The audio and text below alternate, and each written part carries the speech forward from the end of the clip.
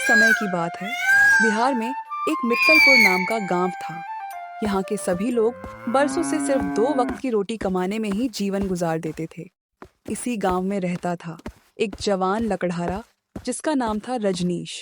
इसकी उम्र ज्यादा नहीं थी, लेकिन कंधों पर रखी हुई जिम्मेदारियां उसके उम्र से कहीं ज्यादा बड़ी थी। जब वह बहुत छोटा था, उसी वक्त उसके पिताजी गुजर गए। इस वक्त उसके घर में वह और उसकी बूढ़ी बीमार माँ रहती हैं। एक दिन सुबह सुबह जब रजनीश कुल्हाड़ी लेकर जंगल की ओर जाने की तैयारी कर रहा होता है, तब चल रजनीश, जल्दी चल। सूरज निकलने से पहले मुझे जंगल पहुंचना होगा, क्योंकि अगर लेट हो गया तो अच्छे पेड़ कोई और काट लेगा। ससरा हमरा नसीब भी ना, हमेशा लेट ही चलता है। अभी सुबह के 5 बजे थे। गांव के बाकी लोग इस वक्त सो रहे थे, लेकिन रजनीश अपनी कुल्हाड़ी उठाकर अपने घर से जंगल की ओर निकल रहा था। तभी उसकी माँ कहती है, बेटा रजनीश, जल्दी आ जाना, आज सीने में दर्द हो रहा है।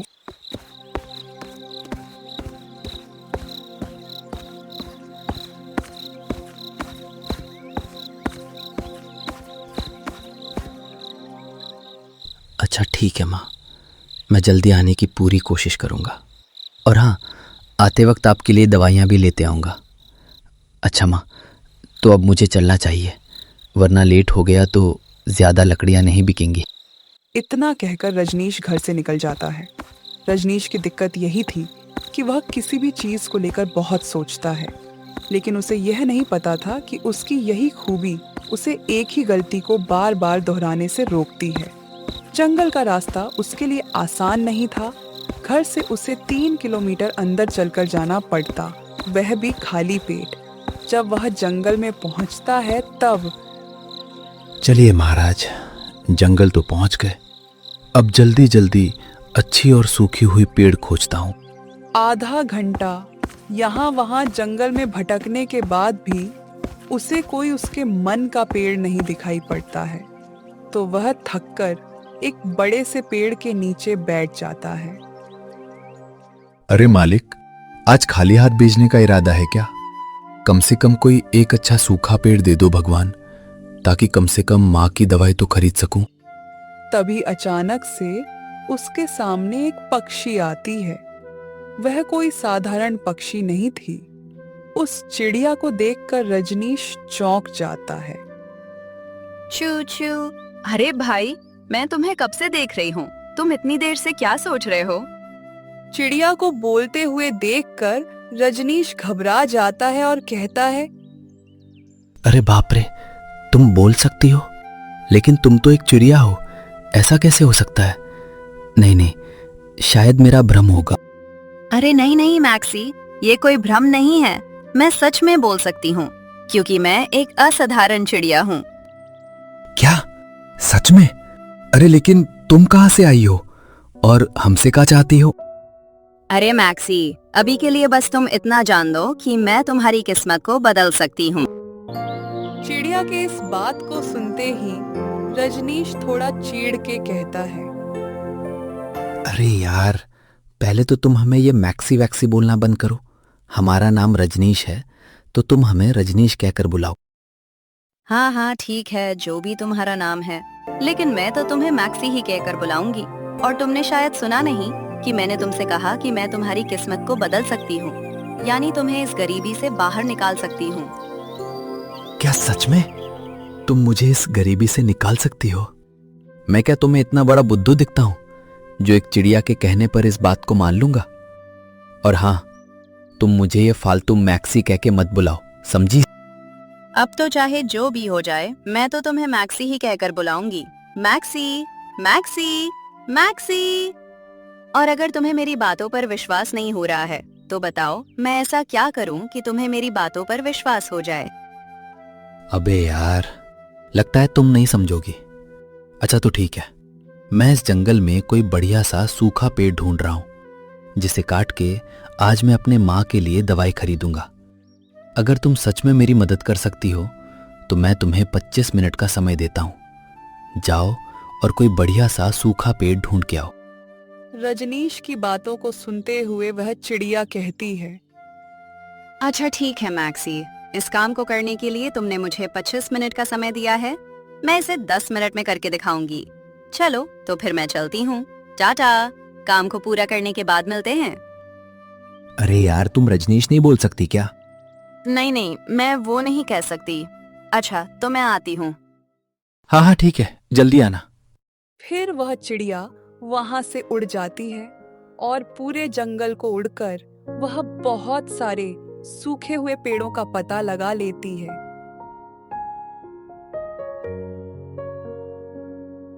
आ गई तुम चूचू चिड़िया, आओ आओ। बताओ, तुम्हें पूरे जंगल में कहीं पर भी सूखे पेड़ मिले हैं? हाँ हाँ मैक्सी, एक दो नहीं, पूरे 16 सूखे पेड़ों का पता लगा कर आई हूँ, जिन्हें तुम बेफिक्र होकर काट सकते हो। इस बात को सुनते ही रजनीश हक्का बक्का हो जाता है और आश्चर्य होकर कहता है। क्या तुम सच कह रही हो चूचू चिड़िया? पर मैं तो सुबह से सूखे पेड़ों की तलाश में यहाँ वहां भटक रहा हूँ।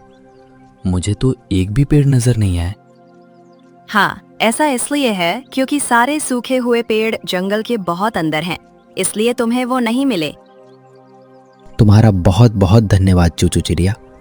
अब मुझे और देर नहीं करना चाहिए, क्योंकि आज मुझे अपनी माँ के लिए दवाइयाँ भी खरीदनी है। सचमुच तुम्हारा बहुत बहुत धन्यवाद चूचू चिड़िया। अरे ये तो कुछ भी नहीं है। अभी कुछ देर पहले मैंने तुमसे क्या कहा कि मैं तुम्हारी किस्मत को बदल सकती हूँ, तुम्हें इस गरीबी से बाहर निकल सकती हूँ। और हाँ, तुम मुझे चूचू चिड़िया कहकर ही बुलाओ, मुझे बहुत अच्छा लगता है। फिर रजनीश जल्दी जल्दी जंगल के अंदर उन सूखे पेड़ों तक पहुंचता है। ढेर सारी लकड़ियां काटने के बाद वह उन्हें बाजार में अच्छी दामों में बेच देता है। जो कुछ पैसे उसे मिलते हैं, उनमें से वह अपनी माँ के लिए दवाइयाँ खरीदकर शाम को घर आ जाता है। उसके हाथों में थैली देखकर विमला कहती है। अरे बेटे रजनीश, ये तेरी हाथों में थैली कैसी है? क्या बात है बेटा, आज तो बहुत खुश लग रहा है। हाँ माँ, आज बात ही कुछ ऐसी है जिसे सुनकर आप भी खुश हो जाओगी। ये लो, इस थैली में आपकी सभी दवाइयाँ हैं। रजनीश की बातों को सुनकर विमला खुश हो जाती है और कहती है। अरे बेटे, तूने सभी दवाइयाँ आज ही ला दी।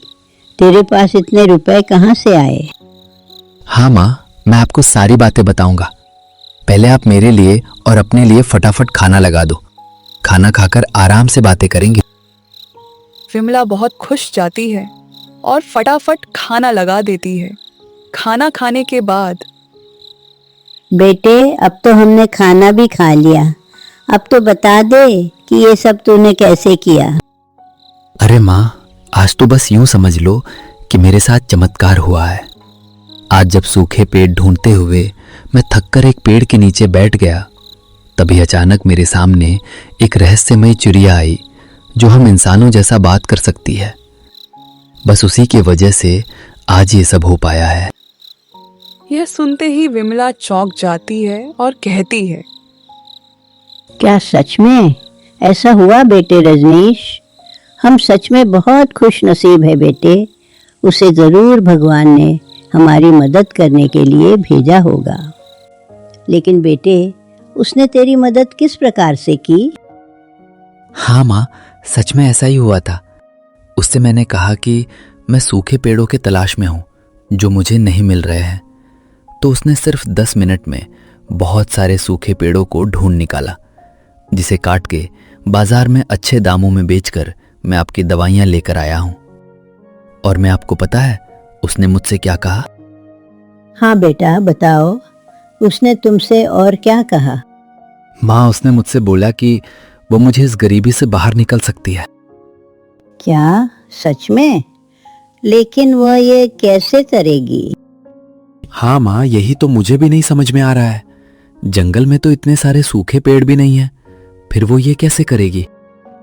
ऐसे ही रजनीश और विमला बात करते करते सो जाते हैं। अगले दिन जब रजनीश जंगल पहुंचता है, तब वह चू चू चिड़िया की राह देखता है, लेकिन उसे वह कहीं दिखाई नहीं देती। अरे, ये चूचू चिड़िया कहाँ है? अभी तक आई नहीं। हो सकता है वो कहीं और गई हो। चलो, तब तक मैं उन सूखे पेड़ों को काट लेता हूँ। फिर रजनीश जंगल में और अंदर जाता है। जहां पर उसने सूखे पेड़ देखे थे, वह आज 2 पेड़ काटता है। पेड़ कट जाते हैं, लेकिन अभी तक चूचू चिड़िया नहीं आती है। इसलिए रजनीश थोड़ा परेशान हो जाता है। लगता है चूचू चिड़िया अब नहीं आएगी। मुझे गरीबी से बाहर निकालने का सपना दिखा के अब खुद गायब हो गई। छोड़ो, जाने दो। परिस्थिति चाहे जैसे भी हो, हमें तो उससे लड़ना ही होगा। तभी उसे पेड़ के ऊपर से आवाज आती है। अरे मैक्सी, क्या तुम्हें मेरी बातों पर विश्वास नहीं था? ये आवाज सुनते ही रजनीश ऊपर देखा है तो उसे दिखाई देता है कि ऊपर चू चू चिड़िया बैठी हुई है। वह पेड़ से उतरकर नीचे आती है और कहती है, अरे दोस्त, मुझ पर विश्वास रखो। मैंने जो तुमसे कहा था वो मैं सच में कर सकती हूँ। अरे चूचू चिड़िया, तुम कब आई?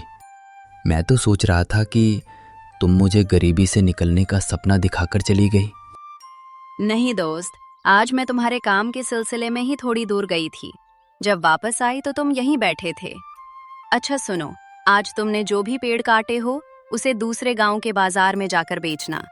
मैंने देखा कि वहां के लोगों को लकड़ियों की अधिक जरूरत है, लेकिन वहां कोई लकड़ी बेचने वाला नहीं है।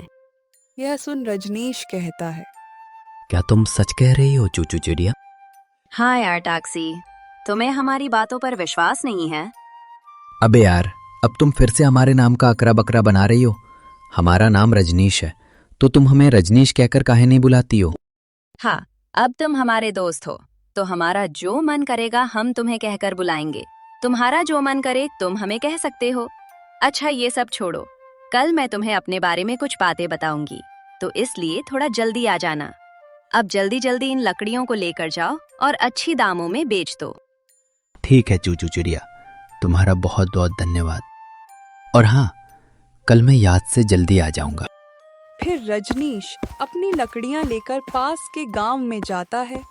वहां पर लकड़ी देखते ही लोग उसे घेर लेते हैं और महंगे दामों में भी खरीदने के लिए तुरंत तैयार हो जाते हैं। उसकी सभी लकड़ियां झट से बिक जाती हैं और आज उसे बहुत अच्छा कमाई किया था। घर लौटते वक्त भला हो उस प्यारी चूचू चिड़िया का। उसकी वजह से मुझे सूखे पेड़ भी मिले और अच्छी कमाई भी हुई। अब ये खुशखबरी फटफट जाके माँ को बता देता हूँ।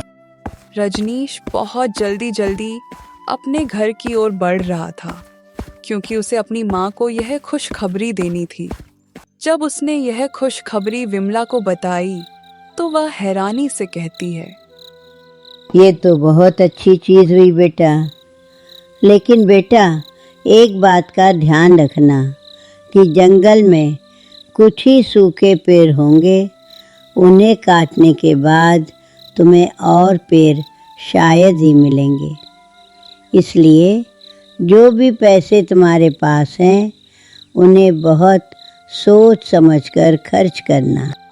हाँ माँ, मैं आपकी बातों का पूरा ध्यान रखूंगा। चलो अब खाना खा लेते हैं। फिर रजनीश और विमला खाना खाने लगते हैं। रात में जब विमल सो जाती है तब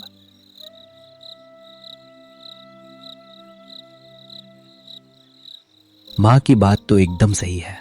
जंगल में अब सिर्फ कुछ ही बचे हुए सूखे पेड़ हैं और उन्हें काटने के बाद मेरे पास और कोई दूसरा कमाई का जरिया नहीं बचेगा। ऐसे में अब मुझे क्या करना चाहिए? फिर रजनीश इसी के बारे में सोचने लगता है। यार मेरे हिसाब से मुझे बचे हुए पेड़ों को काट के और महंगे दामों में बचना चाहिए। वैसे भी मेरी लकड़ियाँ बहुत अच्छी होती हैं, उन्हें बेच के एक छोटा सा ज़मीन खरीद लूँ तो कैसा होगा? हाँ, ऐसा ही करता हूँ। जब लकड़ियाँ खत्म हो जाएगी तब कम से कम खेती करके कुछ पैसे और अनाज का व्यवस्था कर सकूँगा। फिर रजनीश यही करने का तय करता है। अगले दिन वह यह सारी बातें चूचू चिड़िया को बताता है। उसके बाद उसने लकड़ियों को और महंगे दामों में बेचना शुरू किया। कुछ दिनों में उसने 8-7 हजार इकट्ठा कर लिया। वह रुपए लेकर गांव के जमींदार के पास जाता है। वहां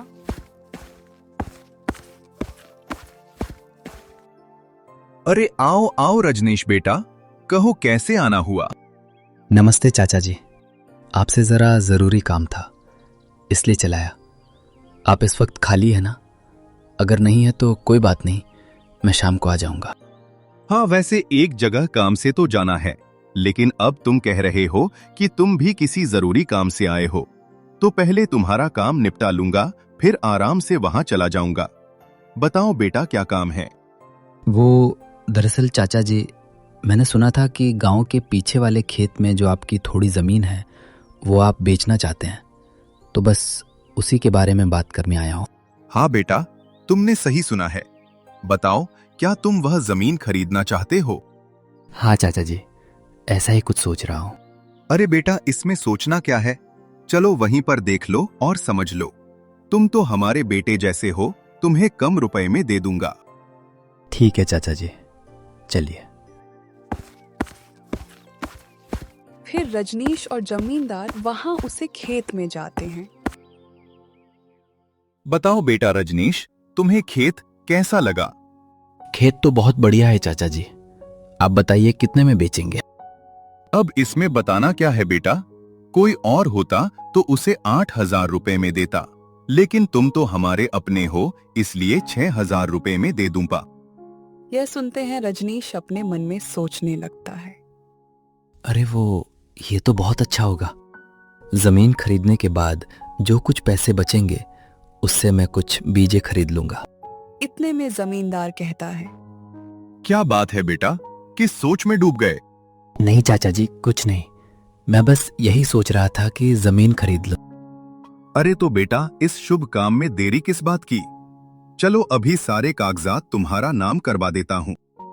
फिर उसके अगले दिन रजनीश वह जमीन खरीद लेता है।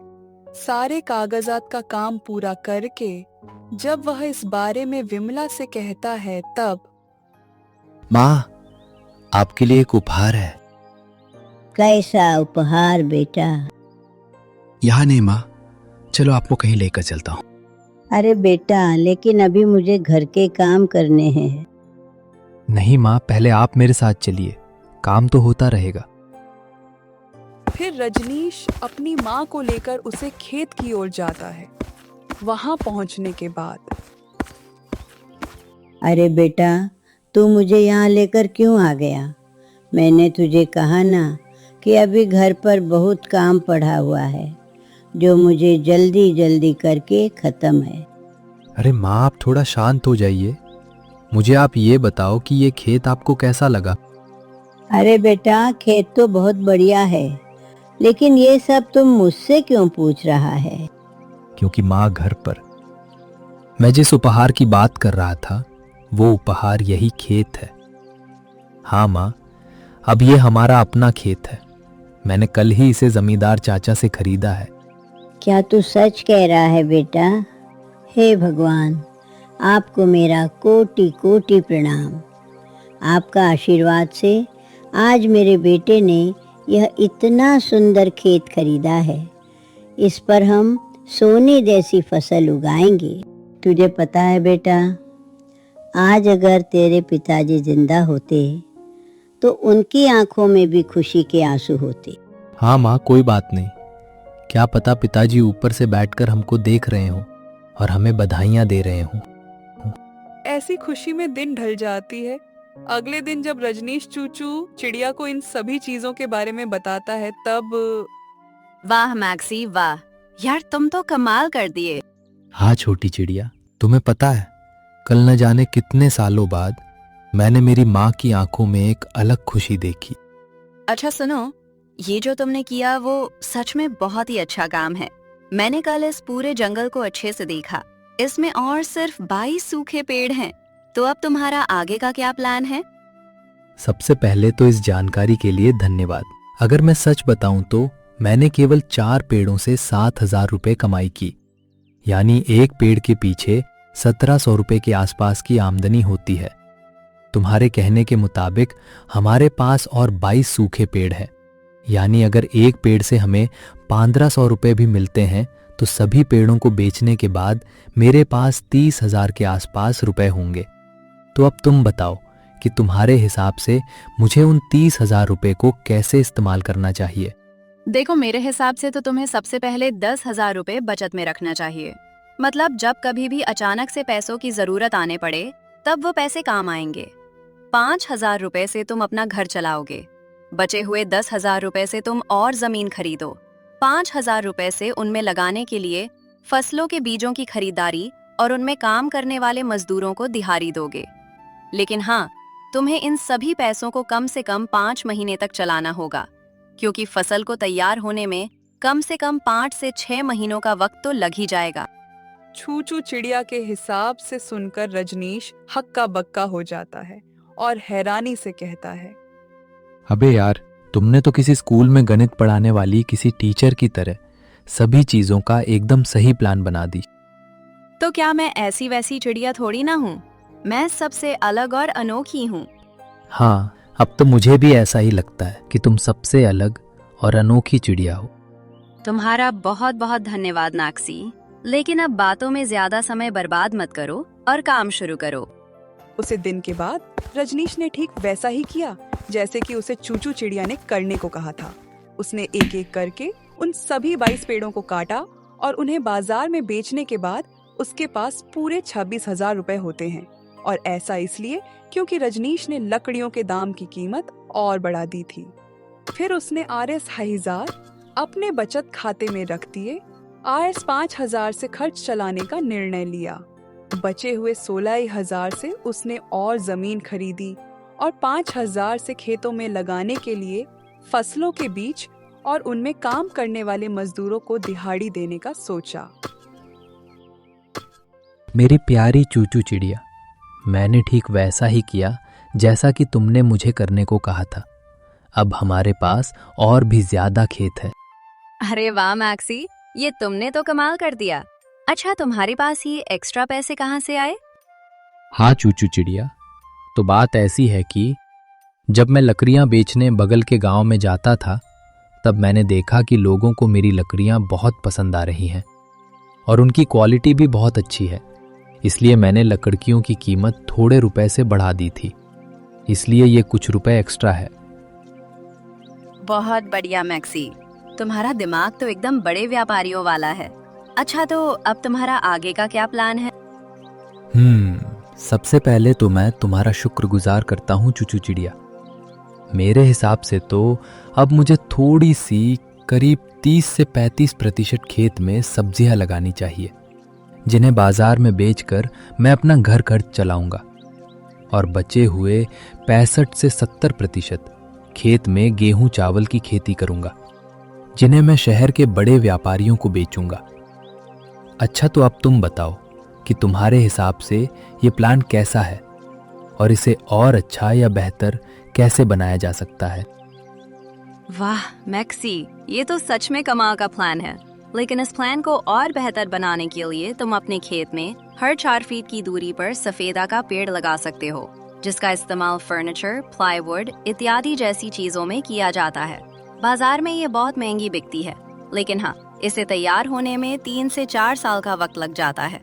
तुम्हारे पास काफी ज्यादा खेत है, अगर तुम इसे लगाते हो तो अच्छा मुनाफा हो सकता है। हाँ चूचू चिड़िया, तुम ठीक कहती हो, हमें ऐसा ही करना चाहिए। वैसे मैंने भी बहतों से सुना है कि इसकी लकड़ी बहुत महंगा बिकता है। ऐसे ही रजनीश और चूचू चिड़िया एक दूसरे से कुछ देर बातें करते हैं। शाम को जब वह घर लौटता है तब वह अपने प्लान के बारे में विमला से कहता है, बस ऐसे ही मेहनत करते रहो बेटे। मुझे तुम पर यकीन है कि तुम जरूर एक दिन सफल इंसान बनोगे। मुझ पर विश्वास बनाए रखने के लिए आपका बहुत बहुत धन्यवाद माँ। अच्छा, तो आप जल्दी से खाना लगा दो, बहुत जोर की भूख लगी है। ठीक है बेटा, तू हाथ मुंह धो ले, मैं अभी खाना लगा देती हूँ। खाना खाने के बाद जब रजनीश रात में सोने के लिए अपने बिस्तर पर जाता है हे भगवान, यहाँ तक जैसे आपने मेरा साथ दिया है, बस वैसे ही मेरा साथ आगे भी देते रहना। मैं खूब मेहनत करूँगा। मेरी बूढ़ी माँ की बहुत सारी उम्मीदें जुड़ी हैं मुझसे, इसलिए मुझे खूब मेहनत करना है और आगे बढ़ाना है। यही सब सोचते सोचते रजनीश सो जाता है। अगली सुबह वह बाजार से सभी फसलों के बीज खरीद कर ले आता है। चलो, सभी फसलों के बीज तो आ गए। अब रामू काका से उनका फरसा मांग के आज ही खेत को खन लेता हूँ। फिर रजनीश फरसा लेने के लिए रामू काका के घर आता है। उनके घर के सामने आकर वह उन्हें बुलाता है। काका, अरे ओ रामू काका, आप घर पर हो कि नहीं? रजनीश की आवाज को सुनकर रामू काका तुरंत घर के बाहर आते हैं। उसे देखकर कहते हैं, अरे रजनीश बेटे, तुम और वो भी मेरे घर, क्या बात है बेटा? विमला की तबीयत तो ठीक है ना? हाँ हाँ काका, माँ की तबीयत तो बिल्कुल ठीक है। मैं तो बस आपसे फरसा मांगने आया हूँ। चलो, अच्छी बात है कि सब कुछ सही सलामत है, लेकिन मेरी एक बात समझ नहीं आ रही है कि तू फरसा मांगने क्यों आया है? तुझे भला उसका क्या काम आ गया?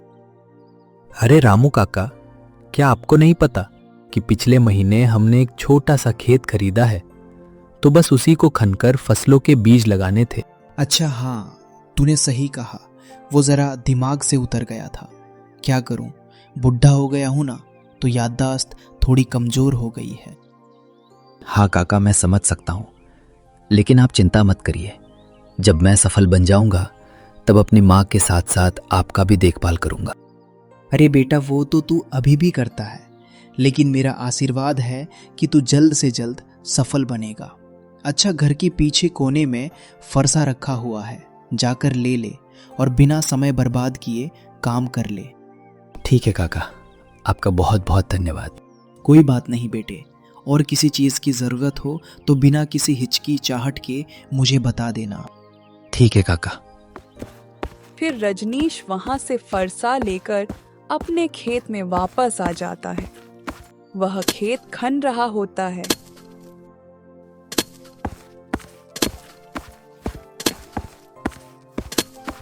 अरे माँ, आप यहाँ क्यों चली आई? मैंने आपको घर पर आराम करने को कहा था ना। अरे बेटे, मैं तो बस तुझे यहाँ देखने के लिए आई हूँ। तुझे मेहनत करते देख मेरे दिल को बहुत सुकून मिलता है। बस यूं समझ ले कि अब मेरा तबीयत ठीक हो चुका है। विमला की बातों को सुनकर उसे बहुत अच्छा लगता है और वह खुश होकर कहता है, अच्छा तो ठीक है माँ, आप उस पेड़ के नीचे जाकर आराम से बैठिए, मैं काम कर लेता हूँ। फिर विमला उस पेड़ के नीचे जाकर बैठ जाते हैं और रजनीश खेत खनने की काम में लग जाता है। देखते ही देखते उसने पूरा खेत खन दिया। कुछ ही दिनों में उसने खेतों की सिंचाई करके उनमें सभी बीजें लगा दी। रजनीश को फसल लगा के अब 6 महीने हो चुके थे और उसकी कड़ी मेहनत के फल उसके खेतों में लहरा रही थी। इतने सारे अच्छे फसलों को देखकर रजनीश, उसकी माँ और चूचू चिड़िया तीनों ही बहुत खुश हो जाते हैं। तो अब क्या ख्याल है मेरे मैक्सी?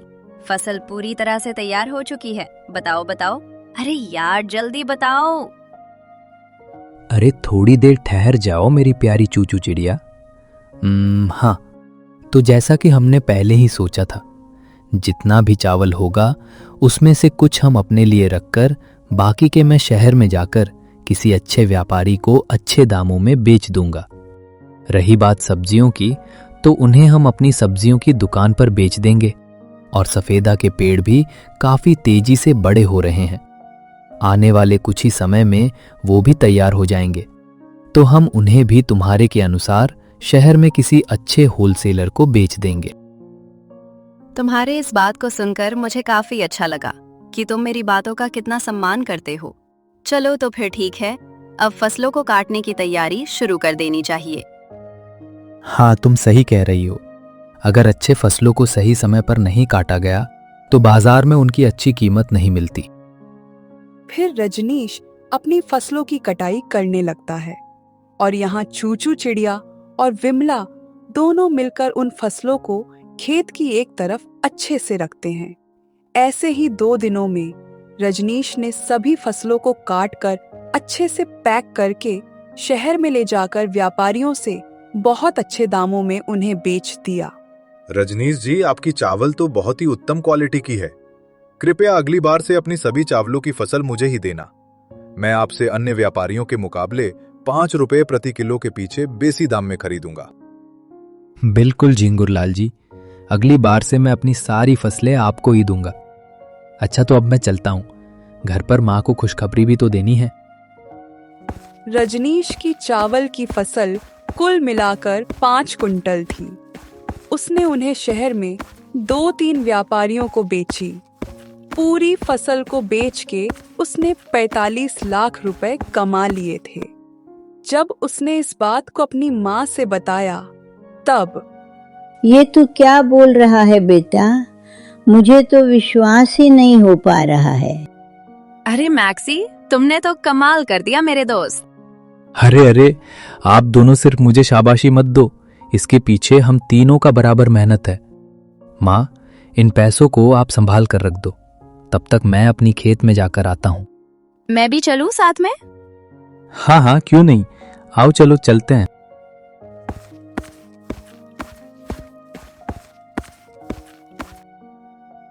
मेरी प्यारी चूचू चिड़िया, आज मेरे पास जो भी है सब तुम्हारी ही देन है। मैं तुम्हें दिल से शुक्रिया कहता हूँ। अरे कोई बात नहीं मैक्सी, क्या तुम भूल गए कि मैंने उस दिन तुमसे क्या कहा था? नहीं यार, मैं भला उस बात को कैसे भूल सकता हूँ।